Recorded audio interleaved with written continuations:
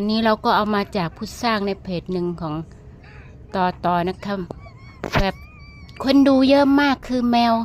ไม่รู้เขาสตันอะไรเขาหยุดเฉยๆซะอย่างนั้น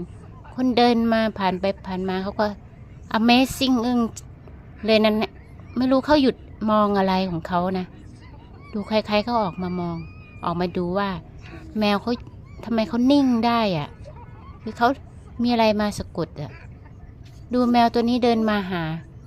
ก็มาจะมาดูแหละว่าเพื่อนเป็นอะไรแล้วสุดท้ายเขาก็หยุดเหมือนเพื่อนน่ะอันนี้มันเป็น Amazing นะคือเขาหยุดทำได้ยังไงอะโอ้ my god